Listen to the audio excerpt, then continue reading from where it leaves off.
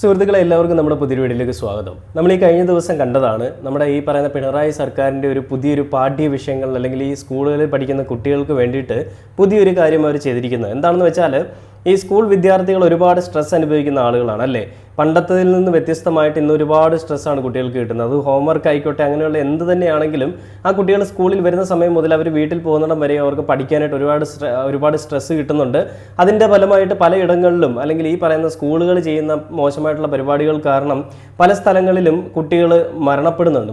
വെറും മരണമല്ല, ആത്മഹത്യയാണ്. അതായത് സ്കൂളിൽ നിന്ന് കിട്ടുന്ന ആ ഒരു പ്രഷർ ചെറിയ പ്രായത്തിൽ തന്നെ അവർക്ക് താങ്ങാൻ പറ്റാതെ വരികയും അവർ ആത്മഹത്യ അല്ലാതെ വേറൊരു വഴി അതിലില്ല എന്നുള്ളത് കണ്ടുപിടിച്ചിട്ട് അവർ ആത്മഹത്യ ചെയ്യുന്ന സംഭവങ്ങളൊക്കെ കഴിഞ്ഞ ദിവസങ്ങളിലൊക്കെ നമ്മൾ കണ്ടതാണ്. കുട്ടികൾക്ക് മനക്കരുത്തില്ല എന്നുള്ളതാണ് ഇന്നത്തെ കാലത്ത് നമ്മൾ കാണുന്നത്. അതായത് ആരെങ്കിലും എന്തെങ്കിലും പറഞ്ഞു കഴിഞ്ഞാൽ തിരിച്ച് നിന്ന് അവരോട് പറയാനായിട്ട് കുട്ടികൾക്ക് ആവുന്നുമില്ല. അതോടൊപ്പം തന്നെ അത് വീട്ടിൽ വന്ന് വീട്ടുകാരോട് പറഞ്ഞാലും ആ കുട്ടികളുടെ മാനസികാവസ്ഥയൊന്നും ശരിയാവുന്നുമില്ല. അപ്പോൾ അങ്ങനെയുള്ള കുട്ടികളുടെ ഉള്ളിലുള്ള ഒരു സ്ട്രെസ്സ് അത് ഒരുപാടാണെന്നുള്ളത് നമുക്ക് എല്ലാവർക്കും അറിയാം. സ്കൂളിൽ പോകുന്ന അന്ന് മുതൽ കുട്ടികൾ വീടെത്തുന്നത് വരെയും കുട്ടികൾക്ക് നല്ല സ്ട്രെസ്സാണുള്ളത്. ആ ടീച്ചറിൻ്റെ ഭാഗത്തു നിന്നുള്ള ഒരു പക്ഷേ മോശമായിട്ടുള്ള പരാമർശങ്ങളോ അല്ലെങ്കിൽ മോശമായിട്ടുള്ള രീതി കൊണ്ടാവാം, അല്ലെങ്കിൽ ആ കുട്ടികൾക്ക് തന്നെ അങ്ങനെയാണല്ലോ എന്ന് തോന്നുന്നതിൻ്റെ ഫലമായിട്ടുണ്ടാവുന്നതും ആവാം. അത് ഏതെങ്കിലുമൊക്കെ തരത്തിലാവാം, അതവിടെ നിൽക്കട്ടെ.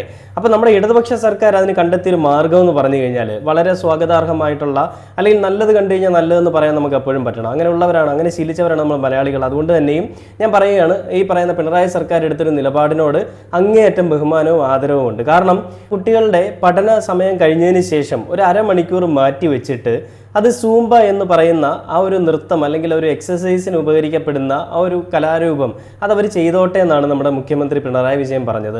അപ്പോൾ അതിൽ ഈ പറയുന്ന സൂംബ എന്ന് പറയുന്ന ഡാൻസ് എന്താണെന്ന് നമുക്കറിയാം. സൂംബ ഡാൻസ് എന്ന് പറഞ്ഞാൽ കുട്ടികളുടെ ആരോഗ്യത്തിനും അവരുടെ ഉന്മേഷത്തിനും എല്ലാ കാര്യങ്ങൾക്കും ഉതകുന്ന ഒരു എക്സസൈസ് ആണ്. ആ എക്സസൈസ് അവർ ചെയ്തോട്ടെ എന്ന് നമ്മുടെ പിണറായി വിജയൻ പറയുമ്പോൾ അത് വളരെ നല്ല രീതിയിൽ തന്നെയാണ് കുട്ടികളുടെ മാതാപിതാക്കളായാലും അല്ലെങ്കിൽ ആ കുട്ടികൾ ആണെങ്കിലും പല ആളുകളും അതിനെ സ്വീകരിച്ചത്. പലതെന്നല്ല, നമ്മുടെ സമൂഹത്തിലുള്ള ഒട്ടുമിക്ക നല്ല ആളുകൾ എല്ലാവരും അതിനെ സ്വീകരിച്ചിട്ടുണ്ട്. ഈ സൂംബ കളിക്കുന്നതിൽ കൂടി കുട്ടികൾക്ക് കിട്ടുന്നത് കേവലം അവരുടെ സ്ട്രെസ് മാറുക മാത്രമല്ല, മറിച്ച് അവരെ കലാപരമായിട്ടും കായികപരമായിട്ടും അവരുടെ ശരീരവും അവരുടെ മനസ്സിനെയും ഒക്കെ ഒന്ന് വികസിപ്പിച്ചെടുക്കാനായിട്ട് ഈ സൂംബ എന്ന് പറയുന്ന ഒരു കലാരൂപത്തിന് അല്ലെങ്കിൽ സൂംബ എന്ന് പറയുന്ന ആ ഒരു പദ്ധതിക്ക് അവർക്ക് സാധിക്കും, ആ ഒരു നൃത്തത്തിന് സാധിക്കും. അപ്പോൾ അത് ചെയ്യുന്നത് ഈ വരുന്ന അധ്യയന വർഷം മുതൽ അത് നടപ്പിലാക്കാനായിട്ടാണ് സർക്കാർ ഉദ്ദേശിക്കുന്നതെന്നാണ് സർക്കാർ പറഞ്ഞത്. നമ്മുടെ വിദ്യാഭ്യാസ മന്ത്രിയും എല്ലാം ഈ കാര്യങ്ങളെപ്പറ്റി മാധ്യമങ്ങളിലൊക്കെ വന്നിട്ട് പറയുകയുണ്ടായി. അപ്പോൾ ഇതിനെതിരെ വലിയൊരു വിമർശനവുമായിട്ട് സമസ്ത എന്ന് പറയുന്ന മുസ്ലിം സംഘടന ഇങ്ങെത്തി. നമുക്കറിയാം, പല കാര്യങ്ങളുണ്ടാകുമ്പോഴും പല രീതിയിലുള്ള ഈ പറയുന്ന തന്തയ്ക്ക് വിറക്കാത്ത പരിപാടികളും പറഞ്ഞുകൊണ്ട് വരുന്ന ഒരു സംഘടനയാണ് സമസ്ത എന്ന് പറയുന്നത്. ഞാൻ ഒരു സംഘടനയോ അല്ലെങ്കിൽ ഒരു ജാതി അല്ലെങ്കിൽ ഒരു മതത്തിനെയോ ഞാനിങ്ങനെ അവഹേളിച്ച് പറയുന്നതല്ല. പക്ഷേ ഞാൻ മുൻപും പല വീഡിയോയിലും പറഞ്ഞു, PC ജോർജിൻ്റെ വിഷയം വന്നപ്പോഴൊക്കെ ഞാൻ പറഞ്ഞിട്ടുണ്ട്, ഈ ചില സംഘടനകളാണ് ഈ നമ്മുടെ നാട്ടിലെ ശാപം അല്ലെങ്കിൽ നമ്മുടെ നാട്ടിലെ പ്രശ്നം എന്ന് പറയുന്നത്. അത് ഹിന്ദു സംഘടന ആയിക്കോട്ടെ, മുസ്ലിം ആയിക്കോട്ടെ, ക്രിസ്ത്യാനി ആയിക്കോട്ടെ, ഏതും ആയിക്കോട്ടെ. പക്ഷേ ഇതിൽ സമസ്ത എന്ന് പറയുന്ന സംഘടന ഇതിൽ പറയുന്നത് കുട്ടികളുടെ ശരീരം അതിങ്ങനെ കാണിച്ച് പ്രദർശിപ്പിക്കാനുള്ളതല്ല. അതുകൊണ്ട് സൂംബയോട് ഞങ്ങൾ സമ്മതിക്കത്തില്ല, സൂംബ നടത്താൻ ഞങ്ങൾ സമ്മതിക്കത്തില്ല, അതിവിടെ വേണ്ട, അതിൻ്റെ ആവശ്യകത ഇവിടെ ഇല്ല എന്നാണ് പറയുന്നത്. അപ്പോൾ എനിക്ക് നിങ്ങളോടൊരു കാര്യം പറയാനുള്ളത്, ഈ കേരളത്തിൽ അല്ലെങ്കിൽ ഈ ലോകത്ത് ഈ രാജ്യത്ത് ഈ മുസ്ലിങ്ങൾ മാത്രമല്ല ഏറ്റവും കൂടുതലായിട്ടുള്ളത്. നിങ്ങളുടെ ഉള്ളിൽ ഈ വേർതിരിവുണ്ടാവും, എന്തിൽ? മതത്തിൻ്റെ പേരിലും ജാതിയുടെ പേരിലും. അത് പക്ഷേ കേരളത്തിൽ അങ്ങോളം ഇങ്ങോളം ആളുകളുടെ ഒന്നും മനസ്സിലുണ്ടാവില്ല. അത് ഈ മുസ്ലിം എന്ന് പറയുന്ന ഒരു സംഘടന അല്ലെങ്കിൽ മുസ്ലിം എന്ന് പറയുന്ന ഒരു മതം അല്ലെങ്കിൽ ആ ഒരു മതത്തിൽ നിൽക്കുന്ന സമസ്ത ആ ഒരു സംഘടന ഇവർ ഈ രീതിയിലുള്ള കാര്യങ്ങളാണ് കുട്ടികളുടെ ഉള്ളിലേക്ക് കുത്തിവെക്കാനായിട്ട് ശ്രമിക്കുന്നത്. വേടം പാടുന്ന കാര്യങ്ങളൊക്കെ നമ്മൾ നേരെ ചർച്ച ചെയ്തതാണ്, ഇത് വേടൻ്റെ വിഷയമല്ലെങ്കിൽ. എന്നിരുന്നാൽ പോലും ഇത്തരം കാര്യങ്ങളെ പറ്റിയൊക്കെ തന്നെയാണ് വേടം പാടിയിട്ടുള്ളതും. അപ്പോൾ ഇതിൽ ഈ പറയുന്ന മുസ്ലിങ്ങൾക്കിടയിൽ അല്ലെങ്കിൽ മുസ്ലിം സഹോദരങ്ങൾക്കിടയിൽ തന്നെയും അവരുടെ സംഘടനാ മേധാവിയായിട്ടുള്ള അല്ലെങ്കിൽ സംഘടനയ്ക്ക് നേതൃത്വം കൊടുക്കുന്ന ആളുകൾ തന്നെ ഈ രീതിയിലുള്ള ചെറ്റത്തരങ്ങൾ പറയുമ്പോൾ പിന്നെ എങ്ങനെയാണ് ഇന്നത്തെ ആധുനിക തലമുറയിൽപ്പെട്ട ഈ കുട്ടികൾ ഇതൊക്കെ കണ്ടു പഠിക്കാതിരിക്കുക അല്ലെങ്കിൽ അനുകരിക്കാതിരിക്കുക? അതൊക്കെ തന്നെയല്ല അവർ അനുകരിക്കുക. അവരുടെ ശരീര സൗന്ദര്യങ്ങൾ പ്രദർശിപ്പിക്കാനായിട്ട് സൂംബ എന്ന് പറയുന്ന ഒരു കലാരൂപത്തിനെ ഞങ്ങൾ അംഗീകരിക്കില്ല, നടത്തുന്നതിനോട് ഞങ്ങൾക്ക് എതിർപ്പാണെന്ന്. എന്നാലും നീയൊക്കെ പോയി നിൻ്റെയൊക്കെ പണി നോക്കണമെന്ന് പറഞ്ഞുകൊണ്ട് തന്നെ നമ്മുടെ കേരള ഗവൺമെൻറ്, നമ്മുടെ ഇടതുപക്ഷ സർക്കാർ, നമ്മുടെ ശ്രീ പിണറായി വിജയൻ സഖാവ്, നമ്മുടെ വിദ്യാഭ്യാസ മന്ത്രി അവർ ഈ ഒരു കാര്യം നടപ്പിലാക്കുക തന്നെ ചെയ്യുമെന്ന് പറഞ്ഞുകൊണ്ട് മുന്നിലേക്ക് വന്നു. അവസാനം ഇടപെടലും മൂഞ്ചേരി സൈഡിൽ ഇരിപ്പുണ്ട് ഇവന്മാർ. അപ്പോൾ ഇവന്മാർക്ക് എന്താണ് ഇതിനെപ്പറ്റി പറയാനുള്ളതെന്ന് ആദ്യം ഒന്ന് കേട്ടു നോക്കാം. അതായത് പാഠ്യപദ്ധതിയുടെ ഭാഗമാക്കിയത് ഈ വർഷമാണ് സൂംബ എന്ന് പറയുന്നത്. അതിൽ വിശ്വാസങ്ങളെ സംരക്ഷിക്കണം, മതവികാരത്തെ വ്രണപ്പെടുത്തുന്നതാണ് ഈ സൂംബ എന്ന് പറയുന്ന ഒരു ഡാൻസ് അല്ലെങ്കിൽ ഈ ഒരു കലാരൂപം എന്ന് പറയുന്നത്. അതിനെ ഞങ്ങൾ അംഗീകരിക്കില്ല, അതിനെ ഞങ്ങൾ എതിർക്കും എന്ന് പറഞ്ഞിട്ട് അവർ പറഞ്ഞൊരു കാര്യമുണ്ട്. അത് നമുക്ക് ഏഷ്യാനെറ്റ് ന്യൂസ് വന്നൊരു വീഡിയോ ആണ്, ആദ്യം ഒന്ന് പ്ലേ ആളുകൾക്കും അതിൽ വ്യത്യസ്തമായിട്ടുള്ള കാഴ്ചപ്പാടുകളാണ്. ഇൻസ്ട്രുമെന്റൽ മ്യൂസിക് പറ്റും, നിങ്ങൾക്ക് വായ് കൊണ്ട് പാടുന്ന ജസ്റ്റ് നിങ്ങളുടെ സോങ് മാത്രം പറ്റും എന്നൊക്കെയുള്ള ഇതിൽ ഡിഫറൻസ് ഓഫ് ഒപ്പീനിയൻ ഉണ്ട്. അപ്പോൾ അങ്ങനെയുള്ള ആളുകളുടെ വിശ്വാസത്തിനെ സംരക്ഷിക്കാനുള്ള ഉത്തരവാദിത്തം സർക്കാരിനില്ലേ, സ്റ്റേറ്റിനില്ലേ? അതുകൊണ്ട് ആ രൂപത്തിൽ കണക്കാക്കണം. എല്ലാവരും വരുന്ന ഒരു സ്ഥലത്തേക്ക് എല്ലാവർക്കും ഉതകുന്ന രൂപത്തിലുള്ള ക്യാമ്പയിനിങ് പ്രോഗ്രാം നടത്താം.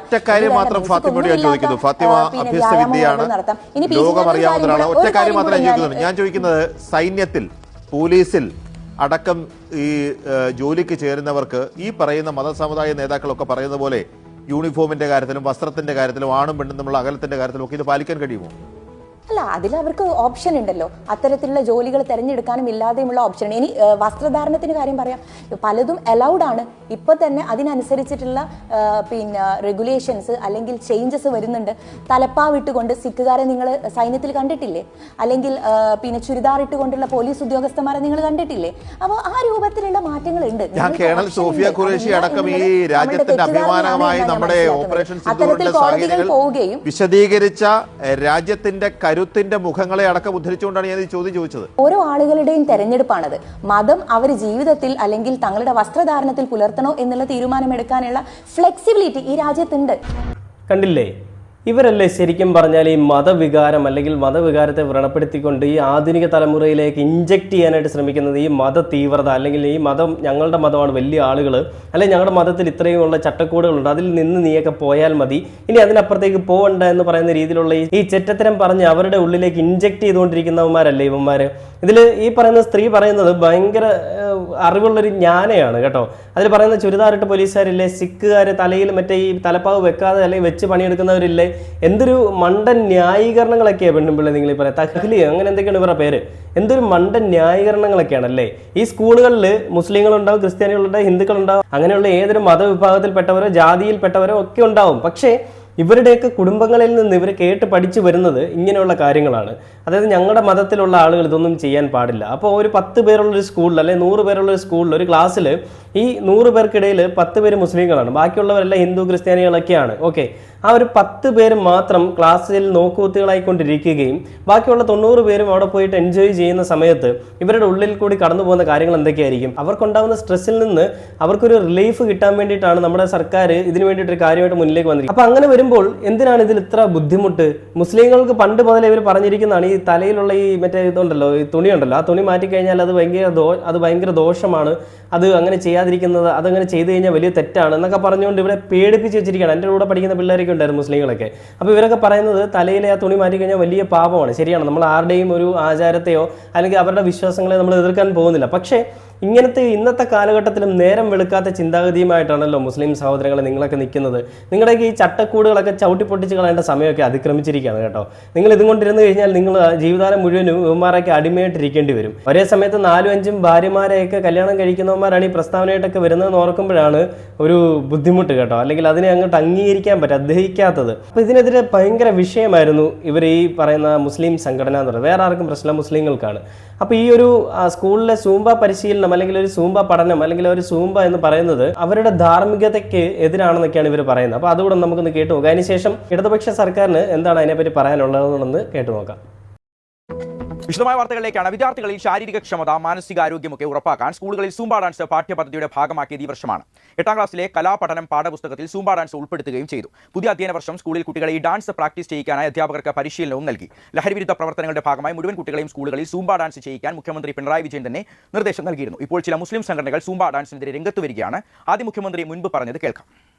രാവിലെ സ്കൂൾ തുടങ്ങി, വൈകുന്നേരം ലോങ് ബെൽ അടിച്ച് സ്കൂൾ വിടുന്നു. ഈ ലോങ് ബെൽ അടിക്കുന്നതിന് മുൻപ് ഒരു അരമണിക്കൂർ മുമ്പാവട്ടെ ഒരു ചെറിയ ബെല്ല് കൊടുക്കുന്നു. എല്ലാ കുട്ടികളും ഗ്രൗണ്ടിലേക്ക് വരുന്നു. അവിടെ സ്കൂളിൽ നിന്ന് പിന്നെ വീട്ടിലേക്ക് പോവുകയാണ് അവർ ചെയ്യുക സാധാരണഗതിയിൽ. ഒരു അതുവരെയുള്ള സ്ട്രെസ് ഉണ്ട് കുട്ടിക്ക്, വല്ലാത്ത തരത്തിലുള്ള.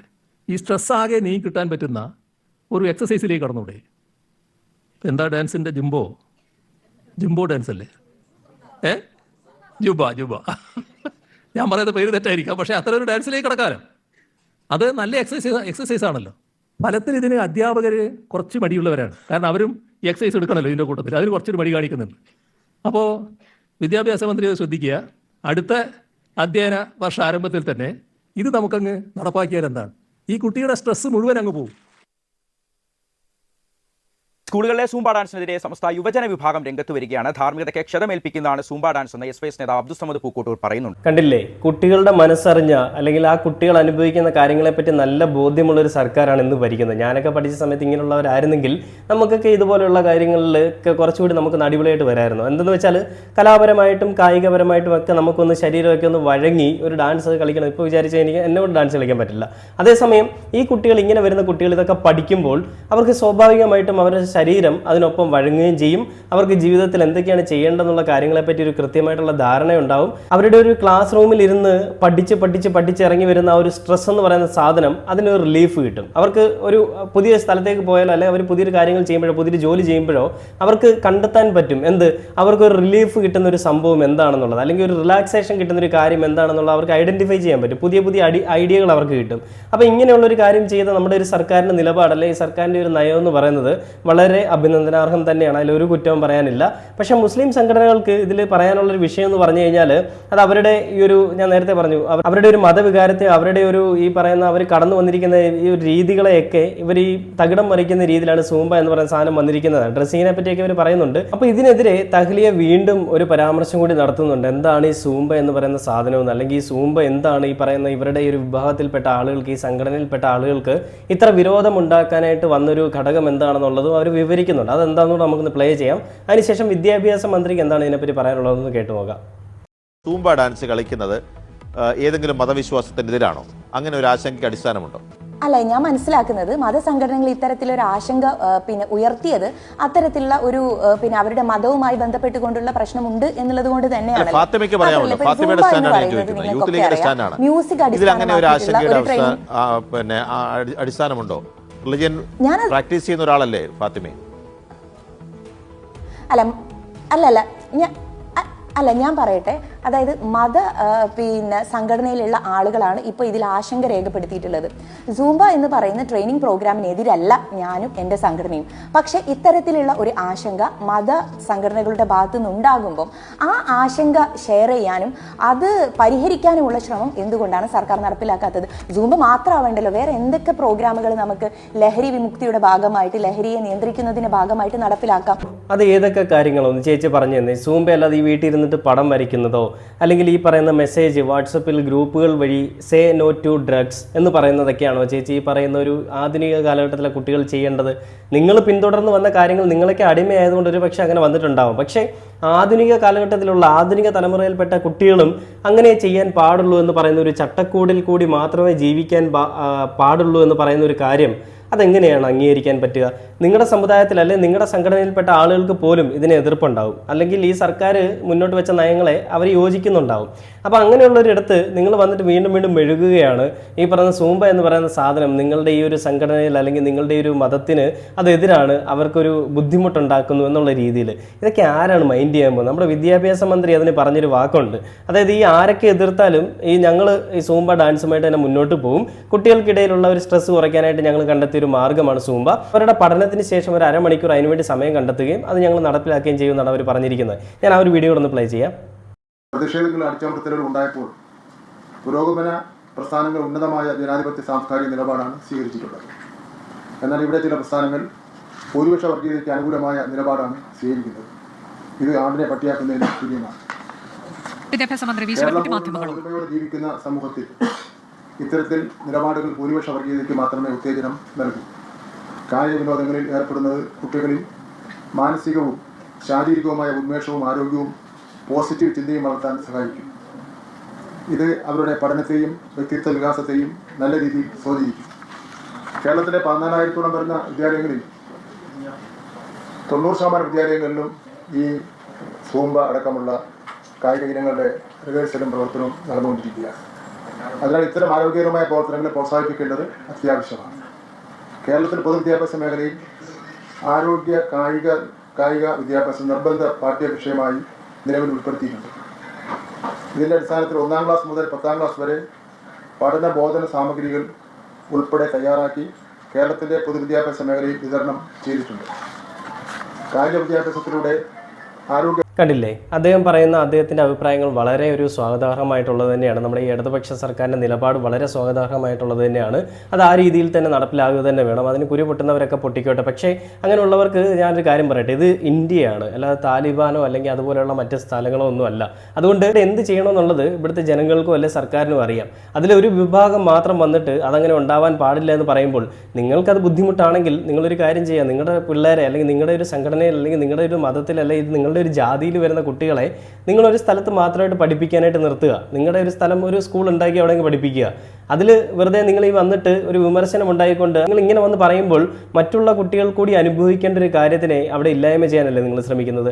കുട്ടികൾക്കിടയിലെ സ്ട്രെസ്സും കുട്ടികൾ ഈ പറയുന്ന ആത്മഹത്യകൾ കൂടി വരുന്ന ഒരു സാഹചര്യത്തിൽ ഇത് എത്രത്തോളം ഒരു പ്രാധാന്യമുള്ള കാര്യമാണെന്നുള്ളത് മനസ്സിലാക്കുന്ന കേരളത്തിലെ അങ്ങോളം ഇങ്ങോളമുള്ള എല്ലാ ജനങ്ങളും ഇതിനെ അംഗീകരിക്കുക തന്നെ ചെയ്യും. അത് സർക്കാരിനെ നോക്കിയല്ല, സർക്കാർ എടുത്തിരിക്കുന്ന നിലപാടിനെ നോക്കിയാണ്. അപ്പോൾ അതിലും വന്നിട്ട് ഇങ്ങനെ വിമർശനമായിട്ട് വരുന്നത് കഷ്ടം തന്നെയാണ്. മക്കളുടെ വളർച്ചയാണ് മുന്നിൽ കാണുന്നതെങ്കിൽ ഒരു മാതാപിതാക്കളും ഇങ്ങനത്തെ ഒരു സംഘടനയോടൊപ്പം കൂടെ നിൽക്കില്ല, അല്ലെങ്കിൽ ഈ ഒരു സംഘടന പറയുന്നതിനോട് യോജിക്കില്ല. ഇനി മക്കളുടെ ഒരു ഉയർച്ചയല്ല, മക്കൾ ഇങ്ങനെ അടിമയായിട്ട് തന്നെ ജീവിക്കണമെന്ന് ആഗ്രഹിക്കുന്ന അച്ഛനമ്മമാരാണെങ്കിൽ ഈ സംഘടനയ്ക്കൊപ്പം ഒക്കെ നിൽക്കുന്നതിൽ ഒരു തെറ്റുമില്ല, കുഴപ്പമൊന്നുമില്ല, നല്ലത് തന്നെയാണ്. എന്നാലും എന്താണല്ലേ, ഒരു ജാതി അല്ലെങ്കിൽ ഒരു മതമൊക്കെ പറഞ്ഞുകൊണ്ട് അതിൻ്റെ പേരിൽ പല ചട്ടക്കൂടുകളും ക്രിയേറ്റ് ചെയ്തിട്ട് അത് വന്നിട്ട് നമ്മുടെ സമൂഹത്തിൽ അങ്ങ് ഇവർ തുപ്പുകയാണ്. ഇങ്ങനെ മതി, ഈ രീതിയിലാണ് ഇവിടെ നടക്കേണ്ടത്, അത് ഞങ്ങൾ തീരുമാനിച്ചോളാം എന്നൊക്കെ പറഞ്ഞുകൊണ്ട് കഷ്ടം തന്നെയാണ് കേട്ടോ. ഇവിടെ ഇടതുപക്ഷ സർക്കാരുണ്ട്, അവരൊരു തീരുമാനം എടുത്തു കഴിഞ്ഞാൽ അതിൽ നിന്ന് പിന്നോട്ട് പോവില്ല എന്നുള്ളത് നമ്മൾ പല വീഡിയോയിൽ അല്ലെങ്കിൽ പല പ്രവർത്തനങ്ങളിലൊക്കെ കണ്ടതാണ്. അതുപോലെ തന്നെ ഇവിടെ സംഭവിച്ചിരിക്കുകയാണ്. മുസ്ലിം ലീഗ് എത്ര കിടന്ന് കരഞ്ഞാലും എത്ര കിടന്ന് കുരു പൊട്ടിയാലും നമ്മുടെ സർക്കാർ തീരുമാനിച്ചൊരു കാര്യം അത് നടപ്പിലാക്കുക തന്നെ ചെയ്യും. അതിന് കേരളത്തിലുള്ള എല്ലാ ജനങ്ങളുടെയും പിന്തുണയുണ്ട്. 100%-ൽ 90% അല്ലെങ്കിൽ 99% പിന്തുണയുണ്ട്. 1% നിങ്ങളുടെ പിന്തുണ ഇല്ലെങ്കിൽ ഒരു കുഴപ്പമില്ല, ബാക്കിയുള്ളവരുടെ പിന്തുണ അവിടെ തന്നെ ഉണ്ടാവും. എന്തൊരു കഷ്ടമാണല്ലേ.